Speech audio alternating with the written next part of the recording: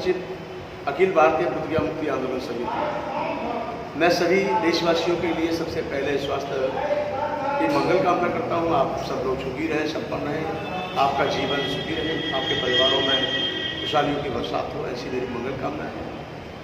मेरे प्रिय देशवासियों, सबसे पहले मैं साधुवाद देना चाहूँगा अपने भोजन मीडिया के समस्त कार्यकर्ताओं को, साथी श्रोताओं को, दर्शकों को, और जो लोग इसको दिन रात बढ़ाने पर लगे हुए हैं, कभी आवाज़ों को उठाने के लिए कार्य कर रहे हैं। जितने भी बहुजन मीडिया के हमारे जिम्मेदार जो चैनल के सर्विस करवा हैं, वो साधुवाद के पात्र हैं कि कहीं ना कहीं वही चैनल हैं, सोशल मीडिया है, वही बहुजन चैनल हैं जो सदियों से आवाज़ें दबी हुई हैं, उन आवाज़ों को उठाने का काम करने का कार्य जो कर रहे हैं, ये सब साधुवाद के पात्र हैं। क्योंकि स्ट्रीम मीडिया हमारा साथ नहीं देती, स्ट्रीम मीडिया हमारी आवाज़ नहीं सुनती, स्ट्रीम मीडिया हमारी बात तक सुनने को तैयार नहीं है, और कहीं सुन भी लेती है तो उस आवाज़ को उठाने को तैयार नहीं है। ऐसे माहौल में एक बहुजन मीडिया का तैयार होना, सोशल मीडिया के माध्यम से देश के कोने कोने में सच्चाई की आवाज़ को पहुंचाने का जो काम कर रहे हैं, ये बहुत ही एक पुनीत कार्य है। आज मैं विशेष चर्चा को लेकर के आपके सामने आया हूं। मुझे पूर्ण विश्वास है कि आप मेरी बातों को समझने का भरसक प्रयास करेंगे। जैसा कि मैंने सुना है और ये बात सही है, वो देखा भी था, सुना भी था, जाना भी था, पहचाना भी था, लेकिन कहीं ना कहीं बड़ा दुख और कहीं ना कहीं बड़ा सुख की अनुभूति भी होती है। कहीं सत्य की जीत होती है तो कहीं असत्य की भी जीत हो जाती है। इसी श्रृंखला में मैं ये कहना चाहूँगा कि पिछले साल एक बहुत ही भव्य बोधिसत्व संत रविदास जी का मंदिर, संत रविदास जी का मंदिर, जो कि सैकड़ों साल पुराना था, ऐतिहासिक मंदिर था।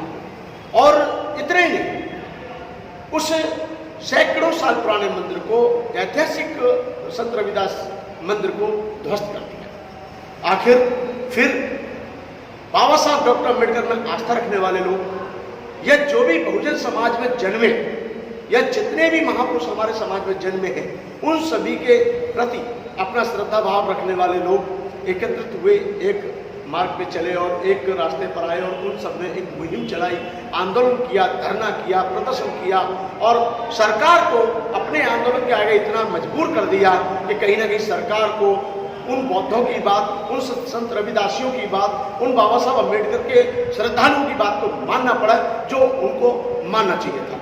इसके लिए मैं धन्यवाद देता हूं दिल्ली सरकार को। दिल्ली सरकार ने बौद्धों की आवाज़ को सुना, संत रविदासियों की आवाज़ को सुना, यहाँ तक कि बहुजन समाज के जो लोग आंदोलन कर रहे थे बड़ी संख्या में, उन समस्त लाखों संख्या में जो उपस्थित हुए थे बहुजन समाज के लोग, उन सभी की भावनाओं का सम्मान करते हुए सरकार ने एक फैसला किया और जमीन कहीं ना कहीं संत रविदास जी को दे दी। इसके लिए मैं दिल्ली सरकार का तहे दिल से अभिनंदन करता हूँ, साधुवाद देता हूँ, और बहुत बहुत साधुवाद के पात्र हैं वो लोग। लेकिन कहीं ना कहीं एक अजीब सा संकोच मन में बना रहता है, मन में ये चर्चा चलती रहती है कि 700 कैनाल जगह, जो 700 कैनाल जगह थी, जो बहुत ही भव्य रूप में वहाँ पर एक जमीन आवंटित हुई की थी, और वहाँ पर ऐतिहासिक संत रविदास मंदिर बना हुआ था, लेकिन उसी जगह को 700 कैनाल में से कटौती करके मात्र 450 गज का प्लॉट, जिसको प्लॉट कह सकते हैं, भूमि नहीं, अस्तित्व खत्म ही कर दिया। बड़े मंदिर का अस्तित्व जो था वो खत्म कर दिया, ऐतिहासिक मंदिर का जो अस्तित्व था वो खत्म कर दिया। हालांकि बड़े महापुरुषों का अस्तित्व जमीनों से नहीं नापा जाता है, उनके विचारों से आंका जाता है, उनके समर्पण से आंका जाता है, उनके त्याग से आंका जाता है, उनके जीवन से आंका जाता है। हम थोड़ी जमीन या ज्यादा जमीन की बात नहीं कर रहे, बात कर रहे हैं सिद्धांत की। अगर सही मायने में सरकार ने बौद्धों की पूरी बातों को ध्यान में रखा होता, संत रविदास जी के श्रद्धालुओं की बात को ध्यान में रखा होता, यहाँ तक कि बहुजन समाज के लाखों लोगों ने संघर्ष किया, उनकी बातों को ध्यान में रखा होता, तो कम से कम 700 कैनाल ना सही तो कम से कम सैकड़ों बीघा जमीन तो मिलनी चाहिए थी, जिसमें एक कहीं ना कहीं मिशनरी स्कूल भी चलाया जा सकता था, डिस्पेंसरी भी खोली जा सकती थी, एक औषधालय भी बनाया जा सकता था। यहाँ तक कि जो माननीय संत रविदास जी थे, बोधिसत्व संत रविदास जी थे, उनको लेकर के एक म्यूजियम बनाया जा सकता था, उनके जीवन के ऊपर एक वहाँ पर एक ऑडिटोरियम बनाया जा सकता, बहुत कुछ ऐसे प्रशंसिक कार्य किए जा सकते थे जो नहीं हो सकते क्योंकि जमीन ही नहीं मिली है। मैं ये पहली बार नहीं देखा, आप देशवासी सभी भली भांति परिचित हैं कि ये बौद्धों के साथ या संत रविदास जी के जितने भी मानने वाले हैं उनके साथ या जितने भी हमारे बहुजन में जन्मे महापुरुष उनके साथ ये पहली बार नहीं हुआ है। चाहे बौद्धों की लड़ाई हो, जैसे बौद्ध गया है आज भी बौद्धों के पास नहीं है, चाहे अयोध्या का जो साकेत नगरी के ऊपर बहुत सारी आवाज उठी वो उनके पास नहीं है, मथुरा में 4000 बौद्ध विहारों का इतिहास पाया जाता है वो बौद्धों के पास नहीं है, यहाँ तक कि जो पूरे देश में जहाँ भी अवशेष पाए जाते हैं वहाँ का भी कोई बौद्धों का अस्तित्व नहीं हो।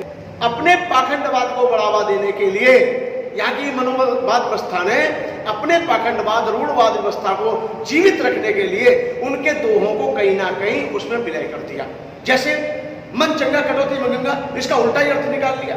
लोग कहते हैं कि मन चंगा कटौती में गंगा, तो उन्होंने जहां उनका रोजगार चल सकता है वो उस बात को अपने फेवर में ले लेते हैं। जबकि उनका कहना था कि जैसे जो मेरी रेतिया है, जो मेरी जिससे मैं चमड़ा काटता हूँ, जिससे मैं बनाता हूँ, मेरी यही गंगा है, मेरी यही जमुना है, मेरा यही सब कुछ है, क्योंकि इससे ही मुझे रोजी रोजगार प्राप्त होता है, इससे ही मेरे बच्चों का पालन पोषण होता है, इससे ही मेरा संसार चलता है। लेकिन इसको भी लोगों ने क्या कहा कि गंगा मैया आई, उन्होंने कंगन हाथ से दिए लिए, ये जितनी भी बातें हैं ये भ्रांतियां फैलाने वाली बात है, समाज को गुमराह करने वाली बात है, भ्रमित करने वाली बात है। इन बातों पर हमें ज्यादा विश्वास नहीं करना चाहिए। और ये पहली बात नहीं है, जैसे ईवी पेरियार जिन्होंने इतनी बड़ी क्रांति की, जिन्होंने पूरे देवी देवताओं को ले जाकर के सराहने का काम किया और उन्होंने एक एक जो वर्णवाद व्यवस्था थी उस पर ठीक प्रकार से प्रहार किया, लेकिन उनके प्रहार को कोई मानता नहीं है, उनको भी मूर्ख की उपाधि देते हैं लोग। कहते हैं वो एक सरबराह साधु था, वो ऐसी बातें करता था, वैसी बातें करता था, जो भी है। ऐसे ही हमारे संत गाडगे महाराज जो महाराष्ट्र में जन्मे, और भी महाराज अच्युतानंद या जितने भी गुरु घासीदास, बहुत सारे ऐसे महापुरुष हमारे समाज में जन्मे हैं।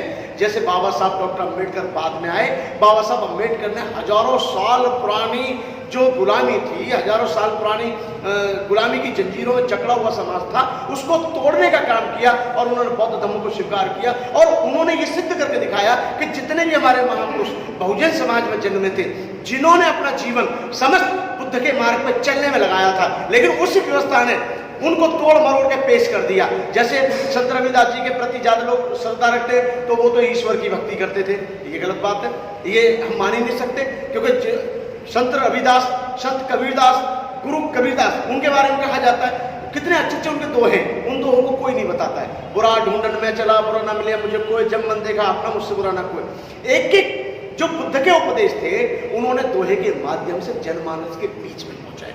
और मैं यही कहना चाहता हूं पूरे देश के लोगों से कि हमारा आंदोलन कभी खराब नहीं जाता है। मैं धन्यवाद देना चाहता हूं 95 परिवारों को जिनके बेटों ने साहस दिखा करके जेल में जाने का काम किया, कहीं ना कहीं अपनी व्यवस्था को जीवित रखने के लिए, कहीं ना कहीं अपने जमीर को बेचने का काम नहीं किया, बल्कि उस जमीर को और ऊंचाइयों पर ले जाने का काम किया है। मुझे पूर्ण विश्वास है कि ऐसे क्रांतिकारी लोग हमारे समाज में आज भी है और ऐसे क्रांतिकारी लोग हमारे समाज में सदैव जन्म में आते रहे हैं और आगे भी जन्म जाते रहेंगे, क्योंकि ये बहुजन समाज है और बहुजन समाज ने हमेशा एक अच्छी सोच को जन्म दिया है। चाहे बोधिसत्व रविदास जी हो, चाहे बोधिसत्व संत कबीरदास जी हो, चाहे बिरसा मुंडा हो, ऐसे बहुत सारे उदाहरण हैं। अपने अपने क्षेत्रों में उन्होंने अंधविश्वास को खत्म करने का काम किया, पाखंडवाद को जमीन में घुसाने का काम किया।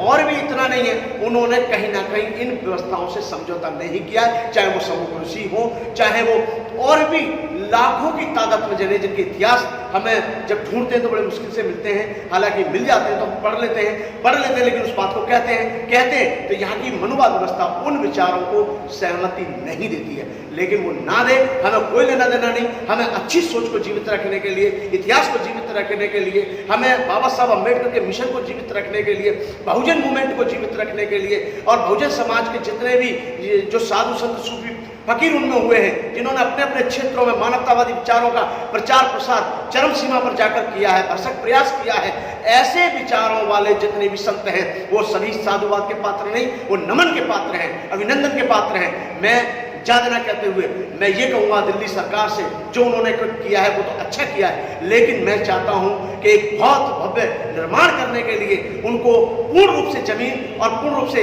हमारे समाज को अधिकार दिलाने में कहीं ना कहीं हमारी अहम भूमिका हमारे साथ निभाए, जिसके लिए हम उनका सदैव अभिनंदन करते रहेंगे। मैं ज़्यादा ना कहते हुए सभी महापुरुष को मैं नमन करता हूँ और सभी के लिए मैं सादर जय भीम, जय नव बुद्धाय, जय रविदास, जय भारत, जय भीम, जय भारत। मंत्री जी आखिरी आपका खराब हो गया, दोबारा बोलो। पूरा नहीं, खाली लास्ट वाला। कहाँ से? मैं अपनी बात को यहीं पर खत्म करते हुए तमाम बहुजन महापुरुषों को नमन करता हूँ।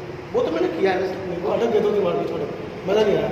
अच्छा, उसको ये बोल दो, मैं अपनी बात को अच्छा समाप्त करता हूँ और तमाम महापुरुषों को नमन करते हुए आपके स्वास्थ्य जीवन की मंगल कामना करता हूँ। ठीक। मैं अपनी बात को समाप्त करने से पहले मैं समस्त समाजों में, बहुजन समाज में जन्मे महापुरुषों के प्रति आदर सम्मान रखते हुए मैं सभी के लिए मंगल कामना करता हूं। आप सभी लोग स्वस्थ रहेंगे, खुश रहेंगे, जहां रहेंगे सुरक्षित रहेंगे, और आप अपने अपने महापुरुषों को जानने का भी काम कीजिए, अपने अपने महापुरुषों के इतिहास को पढ़ने का भी काम कीजिए। तब आपके समझ में आएगा कि हमारे महापुरुषों ने कितनी क्रांति की है और हमारे महापुरुषों ने कितने प्रासंगिक कार्य किए हैं जो आज भी देश में प्रासंगिक माने जाते हैं। आप सभी को सादर जय भीम, जय भारत। अब से उसमें अटक गए थे ना मैसेज।